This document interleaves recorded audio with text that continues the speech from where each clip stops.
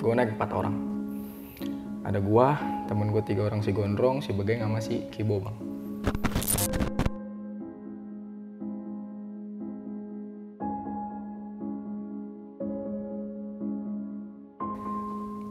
Nggak, jadi perawakannya tuh nenek-nenek, tapi badannya tuh nggak bungkuk, Bang.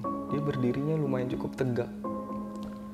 Berdiri dengan muka ditutupin rambut setengah dan matanya, wah itu matanya melotot banget dan mukanya tuh hitam tapi keriput. Tapi pas gue nyampe pos 2 itu gue ngeliat suasana yang berbeda, Bang. Gue ngeliat suatu perdesaan. Itu di perdesaan itu suasananya itu jadul banget, Bang. Itu bisa tahun 80-an ke belakang lah mungkin.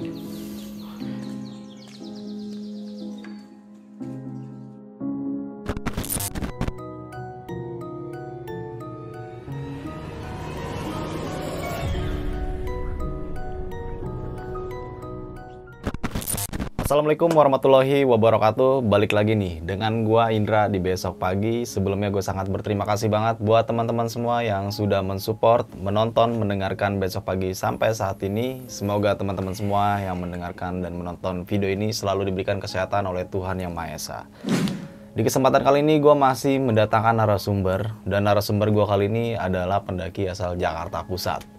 Kita langsung aja nih, sapa narasumber gue kali ini. Halo Bang. Halo. Bang siapa Bang? Rian, Bang. Bang Rian ya. Bang Rian ini mempunyai cerita pengalaman pendakian horornya saat di Gunung Guntur.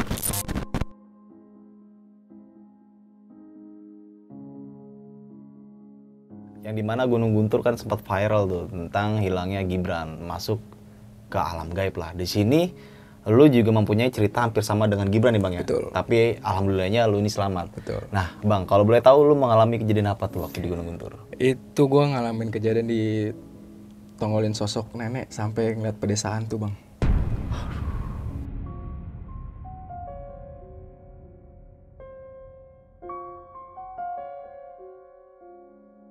Jadi perdesaan itu lagi ada aktivitas, Bang. Aktivitas kayak desa-desa pada umumnya kayak gimana sih, Bang? So, kayak ada yang bertani gitu kan. Sampai gue ketemu sampai ketemu bapak yang badannya cukup masih gagah lah, tapi dari perawakan mukanya tuh lumayan cukup tua, Bang. Ya kalau gue lihat sih dari umur 60-an lah, Bang. Itu sampai gue bingung nyari jalan keluar kayak gimana gitu kan. Susah payah bla bla segala macem. Caranya keluar dari desa ini tuh kayak gimana kan, caranya seperti apa. Ya dan akhirnya si bapak-bapak ini nolongin gue untuk keluar dari pedesaan ini, Bang. Oke. Kita skip dulu nih Bang nih. Cerita yang sangat gokil buat menurut gue, dan sampai pada akhirnya lu kembali pulang dengan selamat ya Bang ya. Dan itu susah payah lu dan mengalami kejadian yang ganjil seperti itu. Betul. Oke, lu simak nih video ini sampai habis karena di situ banyak banget pelajaran-pelajaran yang bisa kita ambil. Dan jangan lupa nih, lu subscribe Besok Pagi, like, comment, and share. Nyalain loncengnya supaya kalian juga tidak tertinggal video-video terbaru dari Besok Pagi. Oke, mungkin kita nggak usah berlama waktu lagi. Dan lu mungkin udah penasaran sama cerita yang ini dibawakan oleh Bang Rian saat mendaki di Gunung Guntur pada tahun 2017. Kita langsung aja nih masuk ke ceritanya.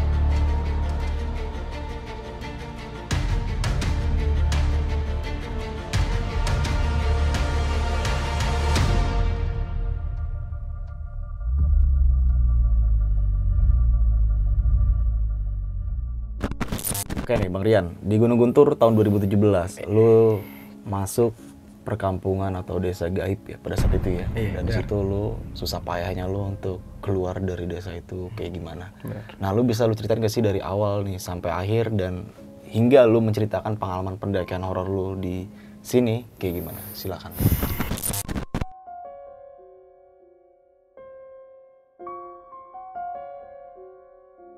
Jadi awalnya di tahun 2017 bulan November bang. Oke. Jadi temen gue punya planning naik gunung. Dan tiba-tiba dia ngajakin gue. Dia telepon gue lewat WhatsApp gitu kan, telepon. Dia bilang, Yan, naik gunung yuk. Dan di situ gue tersentak kaget bang. Karena gue belum punya pengalaman apa-apa tentang naik gunung. Karena di tahun itu, di bulan itu pun itu pertama kalinya gue naik gunung. Iya. Dan akhirnya gue bilang ke temen gue kan, ada namanya Gondrong. Lu yakin Drong ngajak gue? Gitu. Sedangkan kan gue belum pernah naik gunung sama sekali. Udah, lu ikut aja. Dia yakinin gue tuh bang, untuk naik ya kan. Emang mau naik gunung mana? Masih deket kok Jawa Barat, kita ke Gunung Guntur. Garut ya? Iya Garut. Ah ya udah deh. Ya udahlah tuh bang. Akhirnya cuma dapat waktu seminggu buat gue ngeyakinin diri gue untuk naik gunung. Akhirnya kita naik tuh bang. Gue naik 4 orang. Ada gue, temen gue 3 orang, si Gondrong, si Begeng sama si Kibo bang. 3 orang itu bang. Jadi gue naik dari Kampung Rambutan.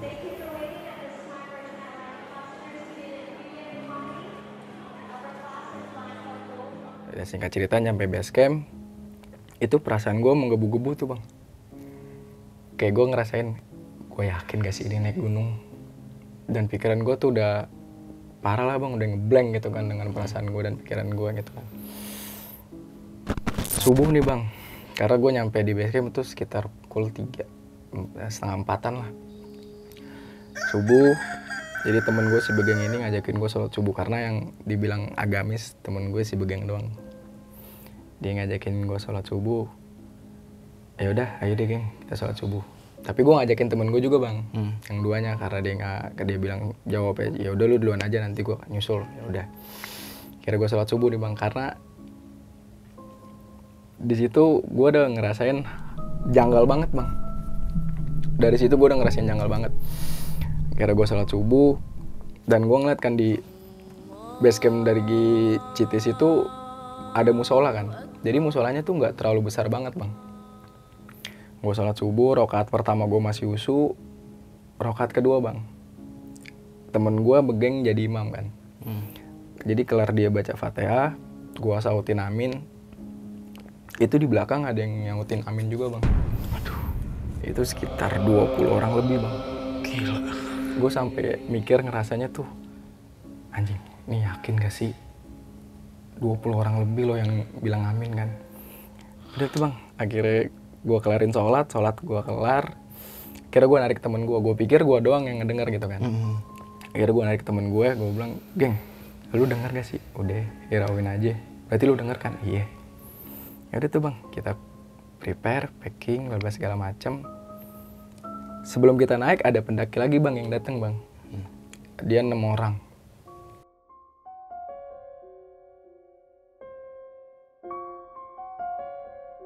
Jadi dia minta bareng karena dia bawa 5 orang itu pemula bang. Jadi yang 1 orang ini udah sering kali naik lah, bisa dibilang gitu kan. Dia narik gua, akhirnya gua bilang ke si Gondrong, gua bilang, Drong, ada yang mau bareng nih Drong. Oh ya udah barengin aja. Akhirnya kita bareng tuh bang, tapi nggak satu ini ya, jadi agak jauh gitu bang treknya. Ada tuh bang, dari base camp kita jalan, kelar semua ngurusin si Maksi. Nah, arah mau ke pos 1 ini, tiba-tiba si Gondrong kayak ngeblank gitu bang. Kayak lupa sama jalannya gitu kan. Sampai dia ketemu cabang, akhirnya dia narik gua. Yan ikut gua yuk, kemana Drong? Udah ikut aja. Yang lain pada break, gue jalan sama Gondrong berdua. Yan ini kiri kanan Yan. Drong, lu yakin Drong? Lu salah orang kalau ngajak gue nyari jalan, kan gue nggak tahu apa-apa. Gue di situ hampir sempat mau berantem tuh bang, cuman ngikutin jalan. Kalau nggak gini deh Yan, lu ke kiri, gue ke kanan deh. Aduh nggak deh Drong, kalau kayak gini nggak deh, mendingan kita rame-rame barengin aja. Gue gituin kan bang. Akhirnya si Gondrong bisa ngambil keputusan. Ya udahlah, akhirnya kita ngambil jalur ke kanan tuh bang. Ke kanan, singkat cerita nyampe pos 1. Di pos 1 tuh gue ngerasain parah banget deh bang. Pokoknya nggak karuan deh, perasaan dan pikiran gue tuh udah kemana-mana bang. Kok perasaan gue nggak enak banget gitu kan. Ya udahlah, akhirnya kita di pos 1 itu break cukup lama sih, sekitar 20 menit. Lanjut jalan, nyampe pos 2. Pos 2 gue ngerasain hal yang sama, sampai gue bengong cukup lama tuh bang. Akhirnya gue ditepok sama temen gue si Begeng. Lu ngapain bengong? Udah yuk jalan. Jalan tuh bang, ninggalin. Sampai ke pos 3 akhirnya udah. Pos 3 nih bang. Pos 3 gue nyampe sore, gue buka tenda, situasi hujan. Cuman gak begitu cukup deras kan. Hujan, gue kelar buka tenda, jam 5 sore reda, berhenti, jam 6-nya gue sholat. Sholat maghrib samping tenda. Gue sholat sendiri, gue ngajak si Begeng. Karena yang gue bilang tadi kan bang, yang paling agamis ya si Begeng kan. Gue bilang, Geng sholat maghrib yuk. Lalu duluan aja Yan, nanti gue bisa nyusul kok. Oh ya udah, gue sholat tuh bang, samping tenda. Karena di pos 3 waktu itu nggak terlalu banyak sih bang yang ngedaki, sekitar cuman ada 4 tenda di situ. Gue sholat maghrib, di rakaat kedua ada yang nepok pundak gue bang. Gue masih berpikir jernih lah, oh mungkin ada orang yang masuk saf nih antara temen gue, kalau nggak pendaki yang tadi bareng sama gue kan. Gue kelar sholat maghrib, gue nengok kok nggak ada orang.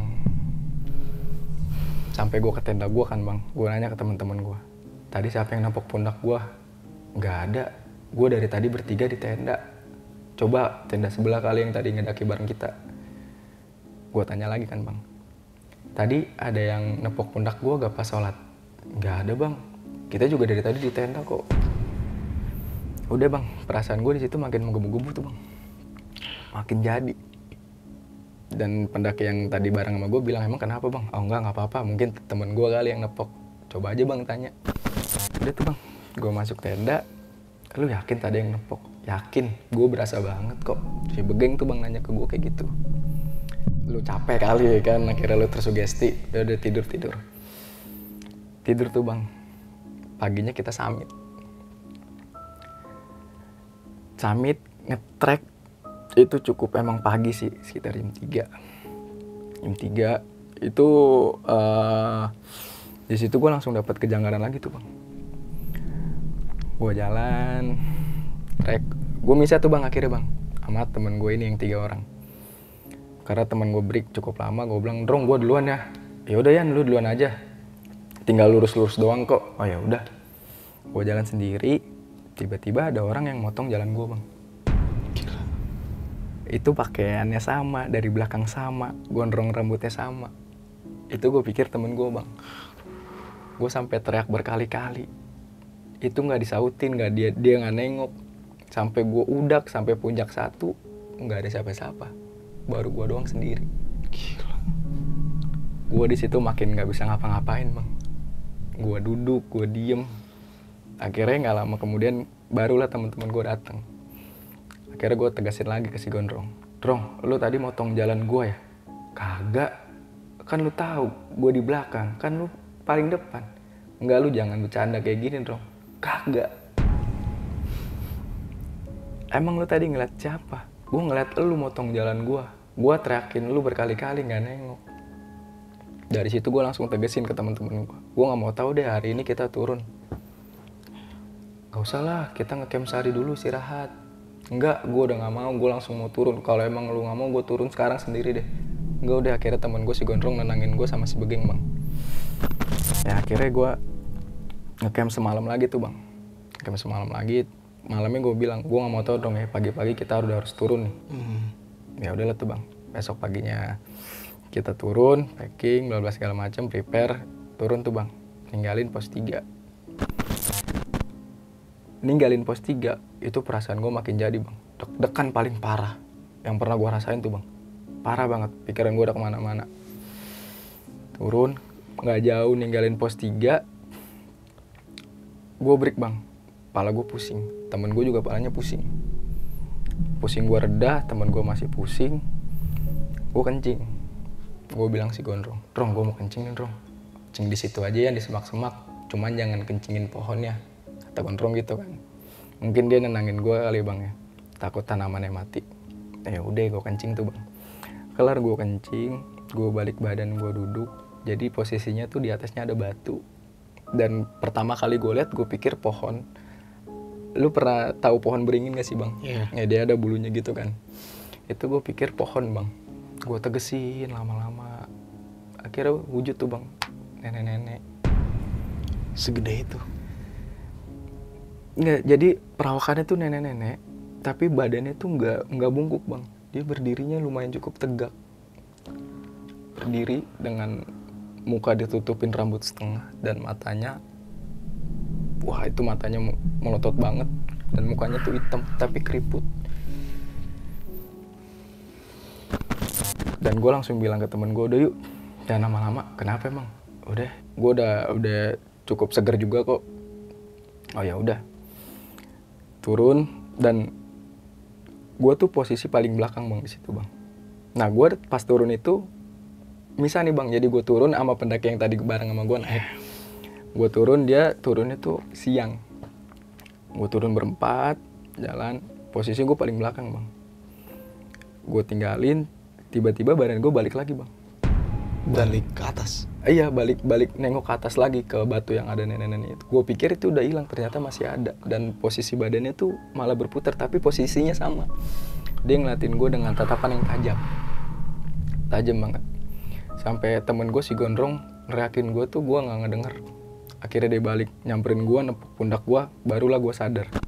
Lu kenapa? Oh enggak dong, udah jalan. Jalan tuh bang. Si Begeng sama si Kibo bilang, nanti rehat dulu yuk di curug. Kan ada curug Citis tuh bang. Iya. Kita rapi-rapi dulu di situ lah, bersih-bersih kayak apa ya. Ya udahlah. Nyampe tuh bang di curug bang.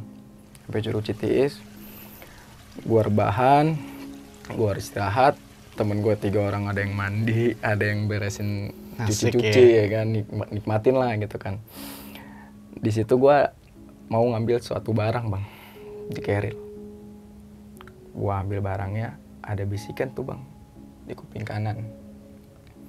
Bisikannya tuh halus banget. Suara bisikannya tuh katanya gini, Dek, jangan lama-lama ya. Gue di situ makin ngedon bang, ngedon sengedon-ngedonnya tuh gue. Nggak jadi gue akhirnya ngambil barang. Gue balik ke tempat gue rebah. Gue bilang sama si Gondrong, sama si Begeng, Dong, udah yuk, udah lama nih, langsung cabut yuk. Takutnya kesorean. Gue gituin kan. Si Gondrong sama si Begeng bilang, Tarian 10 menit lagi. 10 menit ya? Iya. Gue balik lagi bang ke keril bang. Karena gue nggak jadi ngambil barang ya kan. Gue mau ambil lagi, ada lagi bang bisikannya bang. Kuping kiri gue dengan perkataan yang sama. Aduh. Itu malah makin jelas bang suaranya bang. Tapi gue sendiri yang ngedenger. Dek, udah jangan lama-lama. Di situ gue langsung prepare sendiri. Yan, lu mau kemana? Kalau lu masih lama di sini, gue turun duluan. Ayo udah turun. Turun tuh bang. Turun. Posisi tetap gue di paling belakang bang. Jauh tuh bang. Dari temen gue bang, 3 orang. Mungkin dia udah ngeliatin pos 2 kali. Gue turun, gue sendiri turun, nyampe lah pos 2 bang. Tapi pas gue nyampe pos 2, itu gue ngeliat suasana yang berbeda bang. Gue ngeliat suatu perdesaan. Itu di perdesaan itu suasananya itu jadul banget bang. Itu bisa tahun 80-an ke belakang lah mungkin. Itu gue ngeliat ada sosok. Kalau dilihat dari gue sih kayak sosok biasa aja tuh bang. Kayak manusia biasa lagi ngelakuin aktivitas. Ya aktivitas di perdesaan pada umumnya gitu bang. Ada satu bapak-bapak yang pakaiannya tuh cukup pencolok bang. Dia pakai celana setengah, sebetis, dan ada gelang di sebelah kiri, tapi pakainya di sini bang. Terus dia pakai kayak iketan kepala gitu loh bang, tapi dia nggak pakai kain, bahannya kain gitu kan. Gue masuk bang, ada anak kecil, cewek yang nyamperin gue, narik tangan gue bang. Ikut yuk main di dalam sama aku. Maksudnya di dalam itu di dalam rumah? Ke dalam perdesaannya lagi bang, karena pas gue ngeliat itu gapura, tapi gapuranya nggak nyatu bang ya. Jadi cuman kiri kanan gitu doang. Kiri kanan gitu doang. Ikut yuk ke dalam. Itu gue belum masuk ke dalam bang, gue masih di depan gapuranya. Gila. Terus gue bilang, ngapain? Ikut yuk main sama aku. Main apa? Dan gue ngeliat ada satu cowok, anak kecil ya, kalau misalkan dilihat dari badannya sih sekitar umur 12-an tahun gitu lah bang. Jadi ada gubuk, dia lagi main suling. Sorry bang ya, kakinya tuh ngangkat begini bang.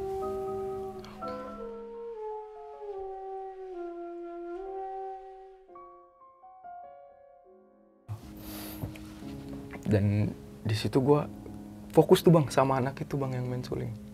Dan si anak kecil yang cewek ini bilang, udah nggak usah ngeliatin itu, kita main aja ke dalam.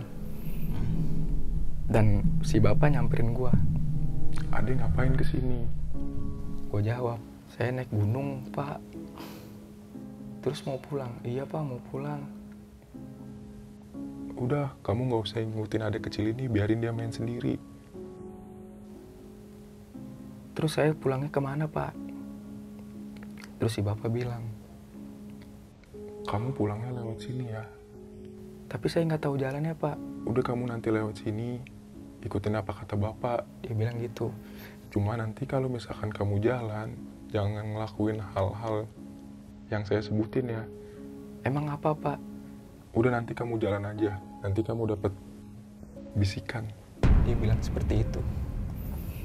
Nggak apa-apa pak, kasih tahu saya aja. Mungkin takutnya saya lupa, terus akhirnya saya lakuin gitu kan. Si bapak itu bilang, Di tengah jalan nanti kamu turun mau pulang, kamu jangan bersiul ya. oh iya pak. Terus saya lewat mana nih pak? Udah, kamu jalan aja, kamu istighfar, kamu berbacaan yang kamu bisa. Itu dapat wejangan dari si bapak. Salim lah tuh gue tuh bang. Pas mau jalan, itu tangannya dingin banget bang. Padahal cuaca tuh panas banget. Panas banget, gue megang itu dingin sedingin-dinginnya.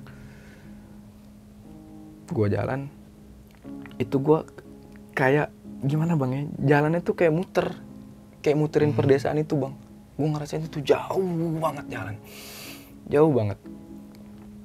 Hampir 1,5 jam tuh bang.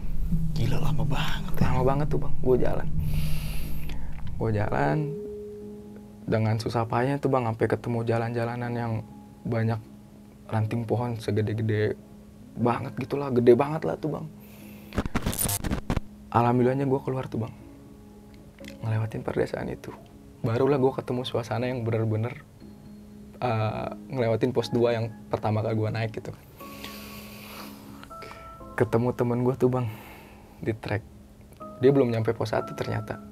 Dan dia bilang, lu lama amat. Gue tadi break sebentar, capek banget sumpah gue. Kenapa nggak lu bilang? Lu udah jauh banget. Akhirnya gue narik si Bege.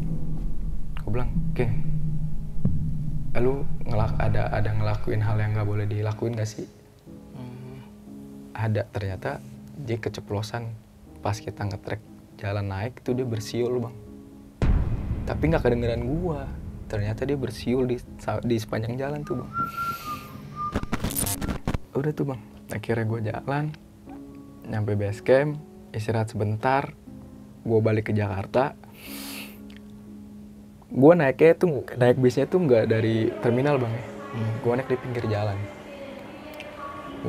jalan. Karena bisnya udah dateng, temen gue naik, keril gue udah masuk bagasi semua, gue naik paling belakang. Temen gue udah pada naik, si gondrong, depan gue gondrong kan bang. Dia baru naikin satu anak tangga bis, itu badan gue balik lagi bang. Gue jalan 10 langkah, ninggalin bis. Gondrong nerakin gue gak denger lagi bang. Dia lari nepok gue, lu ngapain, ada yang ketinggalan? Gue gak sadar bang, kalau gue balik badan. Udah naik, ini gak beres nih lu nih. Kenapa Drong? Gue juga ngerasanya gak sadar bang. Kira gue naik, gue duduk paling belakang. Gak lama dari tempat gue naik bis, sekitar 1 kilo lebih lah bang. Bis ini naikin penumpang bang, cewek. Naik dari depan bang. Naik, dan gue lihat pas dia balik badan natap muka gue, itu mukanya nenek-nenek yang tadi gue lihat di atas bang. Jangan duduk di batu. Di batu, berdiri di batu tuh. Aduh, gue merinding nih bang. Gila. Terus akhirnya gue nunjukin tuh bang, gue nggak mau lihat. Si gondrong bilang, lu kenapa? Enggak Drong, nggak apa-apa. Enggak, lu kenapa? Enggak udah ntar. Enggak, lu kenapa Drong? Gue di atas waktu pas kita turun ngeliat nenek-nenek Drong. Ini nenek-neneknya ada. Mana? Enggak, gue nggak berani ngeliat. Gue gituin kan. Enggak, udah lu tunjukin. Akhirnya gue beraniin diri, nggak ada itu cewek bang. Karena pas dia naik itu cewek posisinya belum duduk, dia masih berdiri. Karena pada saat itu bis emang lagi penuh tempat duduk, dia berdiri. Gue kaget kan pas ngeliat nggak ada. Mana Yan? Nggak ada dong. Wah lu nggak beres nih Yan. Enggak, udah tuh bang, nyampe lah kita di Jakarta. Di Jakarta nyampe, gue nginep dulu di rumah si Gondrong. Gue nyampe rumah Gondrong, gue prepare segala macam. Gue mau tidur, tiba-tiba gue bilang ke si Gondrong, Drong, besok kita naik lagi yuk ke Guntur. Besok pagi, gue bayarin deh langsung. Gue ngomong gitu sama si Gondrong. Lu yakin ya? Yakin Drong, udah langsung kita berdua aja. Dan ternyata balik lagi bang, di situ gue nggak sadar kalau gue ngucapin kayak gitu. Si Gondrong nepok pundak gue berkali-kali, barulah gue sadar tuh bang. Yan lu kenapa? Kenapa Drong? Enggak, lu tadi ngajakin gue balik lagi ke Guntur, besok pagi jalan. Kagak Drong, kagak, lu bener ini ngomong. Seriusan lu, bener. Dari kejadian itu, tiba-tiba gue tumbang tuh bang, jatuh. Sakit, Nggak sadarin diri. pingsan. Iya, bak aja. Jatuh tuh bang. Gue sadar, tapi gue ngomong pakai bahasa Sunda. Yang si Gondrong nggak ngerti. Dan akhirnya si Gondrong keluar buat nyari orang bisa buat ngobatin gue tuh bang. Akhirnya orangnya dateng, gue sadar orang yang ngobatin gue tuh ngasih tahu. Dia bilang, Kamu ngelakuin hal yang ada peraturan di situ. ya temen gue si Begeng bersiul. Tuh. Gokil. Sampai kebesokannya pas gue dibalik ke rumah, dimimpiin lagi gue bang. Sama itu sosok nenek.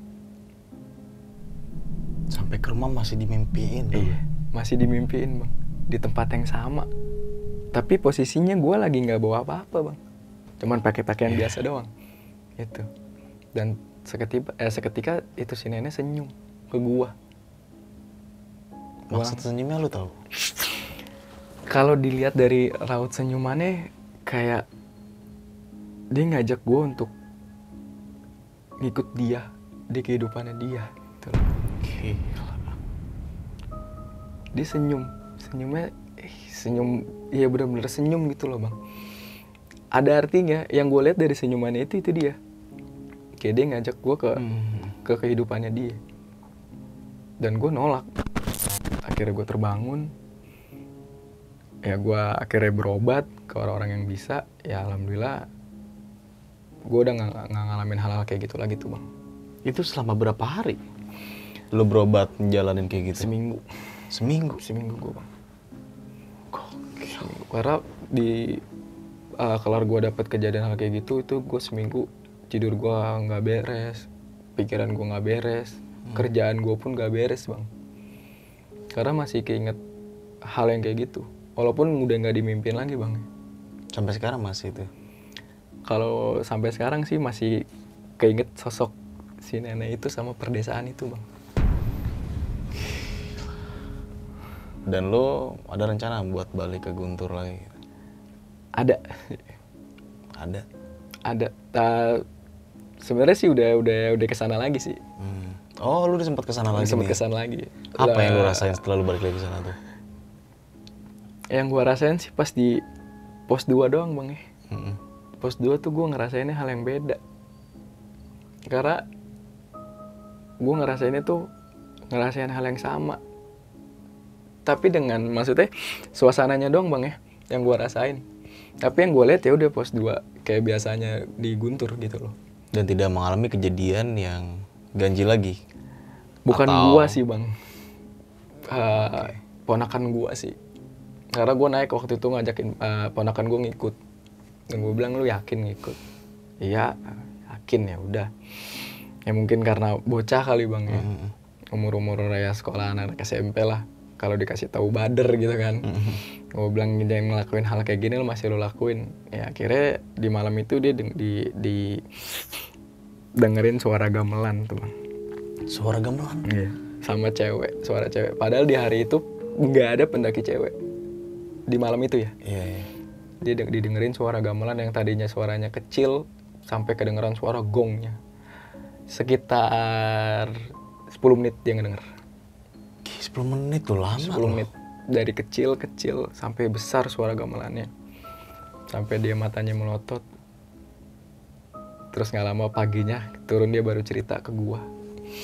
Mengalami kejadian itu. Malamnya kejadian itu. Tapi lu selama pendakian ke Gunung Guntur yang kedua kalinya ya, dan lu balik lagi ke sana, lu tidak mengalami kejadian yang aneh-aneh lah menurut Enggak lu? sih, alhamdulillah nggak ada Dan sih. yang dialami itu adalah keponakan lu ya. Dan ponakan pada gue. akhirnya setelah lu berobat dan lu mencoba untuk kembali ke Gunung Guntur dan nggak jadi masalah juga kan? Iya, nggak Dan jadi. balik lagi ke sugesti kita juga kan? Betul. Dimana kalau kita sugesti baik, ya kita akan mengalami hal yang baik juga. Betul.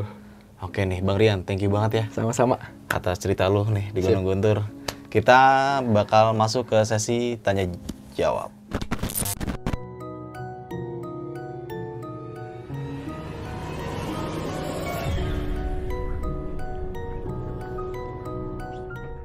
Oke nih, Bang Rian, Gunung Guntur tahun 2017. Ini cerita lu gokil banget menurut gua.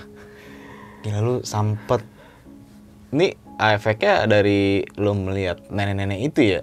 Dan melihat nenek-nenek itu juga ada sebabnya nih, karena teman lu bersiul doang. Iya. Nah yang gue pengen tahu, ada tempat yang mungkin disakralkan atau ada peraturan-peraturan tertentu di Gunung Guntur itu, yang mana teman lu bersiul itu nggak boleh. Itu titik di pos berapa atau ada petunjuk kayak gimana setelah lu mengalami kejadian?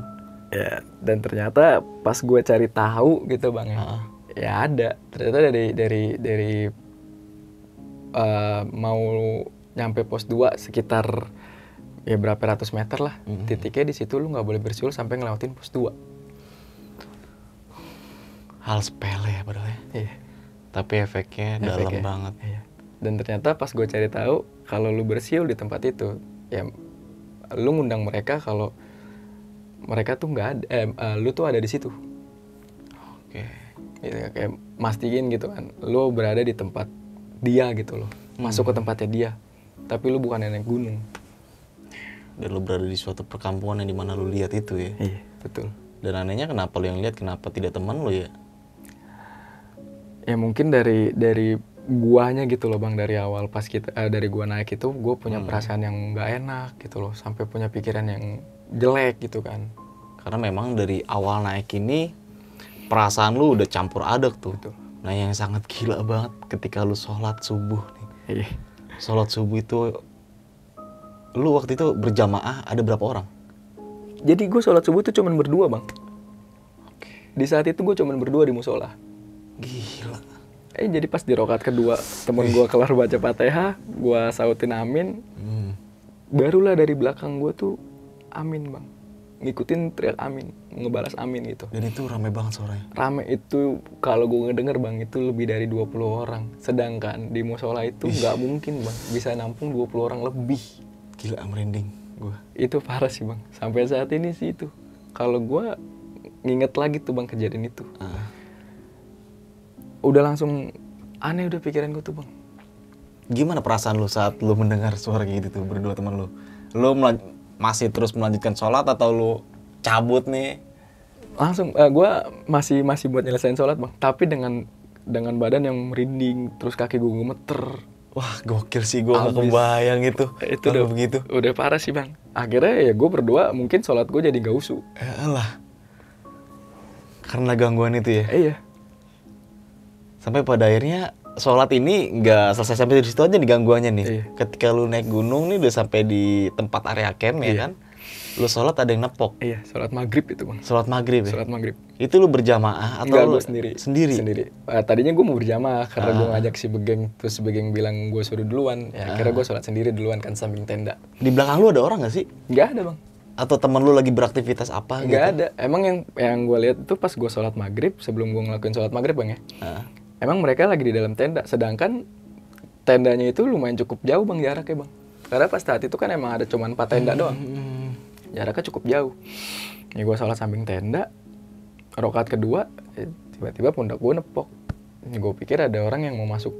Iya, Sholat barisan gitu kan, lu, iya. iya, saf lu. Oh ada orang masuk nih. Ya udah akhirnya gue kelarin sholat, gue nengok, kok nggak ada. nggak ada orang gitu kan. Oh mungkin temen gue yang jahil kali. Gue tanya, ya nggak ada yang ngaku juga. Emang ternyata bener deh nggak ada yang nepok. Ya udah dari situ tuh bang akhirnya perasaan gue, pikiran gue udah makin parah banget. Ada nggak sih temen lo yang peka ngelihat kondisi lu saat itu? Ada bang. Si Begeng ini ternyata dia ngelihat gerak gerik gue tuh peka banget bang. Dan ternyata dia baru kasih tahu gue pas udah di Jakarta, udah di rumah tuh bang. Sekitar berapa hari kemudian tuh, pas gue lagi ngejalanin perobatan bang ya, pengobatan gitu. Jadi si Begeng ini ngeliat gue tuh bukan gue bang. Maksudnya bukan lu gimana nih? Kayak bukan gue. Yang dia kenal tuh bukan gue. Ya si Begeng ngeliat tuh gue tuh, pokoknya tuh bukan gue banget lah bang. Kayak apa ya, kalau bisa gue jelasin tuh kayak orang yang baru pertama kali keluar dari rumahnya, yang nggak tahu apa-apa. Polos. Iya, polos gitu bang. Mungkin Dan karena lu banyak bengong juga ya pada saat itu ya. iya. Nah si Begeng tuh ngeliat gerak-gerik gue tuh malah kayak orang kampung perdesaan. Yang tadi gue bilang bang, orang kampung perdesaan yang di tahun 80-an lah, cukup lama lah. Nah, kita lanjut waktu saat lu summit nih, kan? Saat summit lu ada yang motong jalan lu nih. Iya. Perawakannya rambutnya gondrong dengan kayak sama kayak teman lu ya. Bajunya sama, rambutnya sama. Maksudnya motong jalan itu dia lewat depan lu dengan lari atau jalan atau gimana? Jalan. Jadi gue nge-track bang ya, mau summit. Jadi ada yang motong dari samping bang. Gini. Jalannya cukup cepet, dia nggak lari, cepet banget jalannya. Tak kayak jalan. Teman lu yang belakang ada yang lihat? Gak ada, karena posisi gue sama dia tuh udah lumayan cukup jauh. Ya nggak kelihatan sih, nggak kelihatan. Padahal kan kontur buat summit ke Guntur ini kan pasir semua kan bang. Nggak mungkin lu bisa jalan secepat itu. Iya. Tapi pada saat itu gue nggak sadar, maksudnya kalau lu bisa jalan cepet gitu. Dia jalan bang cepet, sampai gue teriakin berkali-kali, dia nggak nengok. Itu kondisi masih gelap atau udah mungkin udah keluar cahaya matahari? Masih lumayan cukup gelap sih, karena kalau gue ngeliat jam itu sekitar pukul 4 kurang. 4 kurang. Karena gue ngeliat dari headlamp, karena gue pakai headlamp kan bang. Nyampe puncak, itu udah nggak ada siapa-siapa selain gue sendiri. Dan rombongan lu aja? Iya. Rombongan gue pas gue lihat itu, pas gue nyampe, akhirnya gue nggak bisa ngapa-ngapain, barulah rombongan gue datang. Dan gak ada rombongan pendaki lain tuh? Ada. Oke. Setelah sekian lah, rombongan gue nyampe, 20 menit kemudian barulah ada yang naik lagi bang. Barulah gue turun. Tadinya planning gue tuh summit sampai puncak 3. Karena gue dapet kejadian hal kayak gitu, makanya gue langsung minta turun. Dan akhirnya lu turun pada saat itu? Turun, langsung pada saat itu. Sama rombongan gue bareng. Dengan suasana hati dan pikiran lu yang... yang wah udah campur aduk bang, udah parah banget. Dan temen lu ada yang ngerti tentang kondisi lu pada saat itu? Si gondrong ini bang. Yang ngerti ya? Makanya dia menuruti keinginan lu? Iya. Karena pas gue ngomong kayak gitu, mau ngasih tahu ke si gondrong, mungkin dia ngerasa nggak beres nih, makanya dia ikutin perkataan gue. Tuh. Sampai pada akhirnya lu turun ini bukan kayak lu mengalami hal baik-baik aja ya nih? Iya. Di sini gokil banget lu masuk perkampungan gaib yang dimana tadi lu jelaskan nuansanya seperti era tahun 80-an. Kenapa lu bisa bilang kayak gitu? Karena gini loh bang, apa ya, ini beda banget perdesaannya bang, masih asri banget. Kalau misalkan di tahun-tahun 90-an gue tau lah bang, nuansa-nuansa perdesaan tuh seperti apa. Ini jadul banget bang, karena dari cara berpakaiannya. Karena masih banyak warga-warga yang gue lihat tuh masih pakai kemben. Oh, pakai kain gitu? Iya, pakai kemben, pakai kain. Dan anak kecilnya pun masih telanjang, nggak pakai baju, cuman pakai celana yang sebetis. Iya. Kayak celana-celana cingkrang gitulah, pangsi gitu, kayak gitu. Dan lu belum masuk ke desanya itu yang tadi lu jelasin ya? Belum. Lu masih kayak di gapura? Iya, masih di depannya. Karena yang gue lihat itu emang ada gapura, cuman kiri kanan, gitu doang bang. Dan lu ditolongin sama sosok bapak-bapak. Kenapa dia menolongin lu? Menurut lu?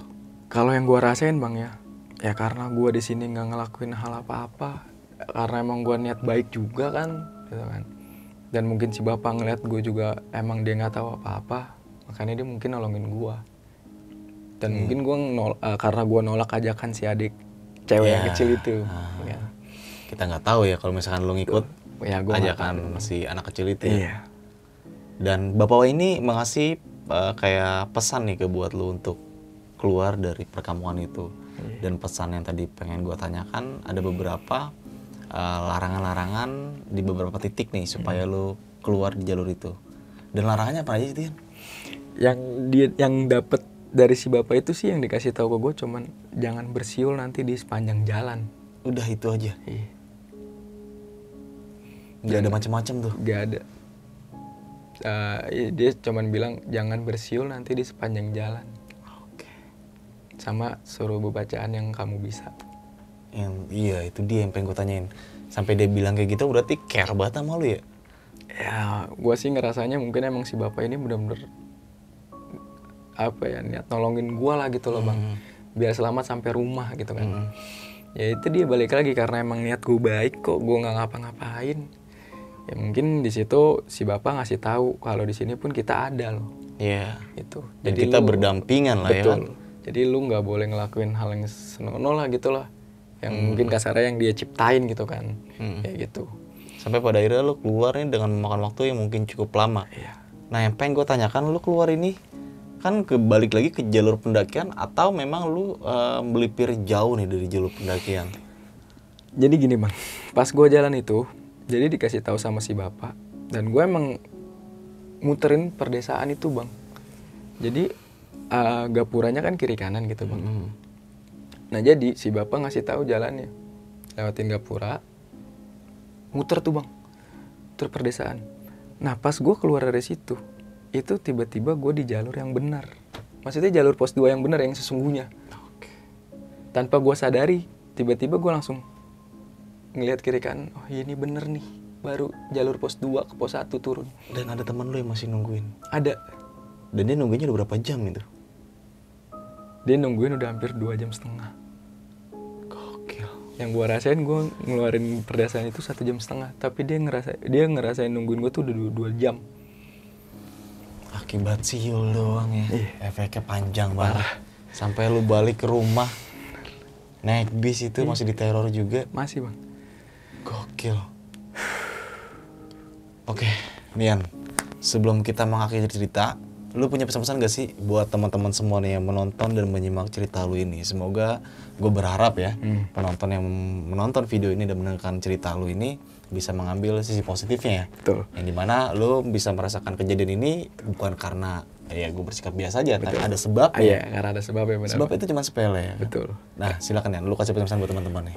Jadi kalau dari gue buat temen-temen, ya paling kalau emang lu mau naik gunung, apalagi pertama kali gitu kan lu naik gunung, yakinin diri lu dulu deh gitu kan, sama buang jauh-jauh tuh perasaan dan pikiran jelek lu, aneh lu gitu kan, sama jangan sampai ngelanggar hal yang yang ada aturan di situ bang ya. Karena hal yang sepele kayak tadi aja lu bisa berakibat fatal gitu kan.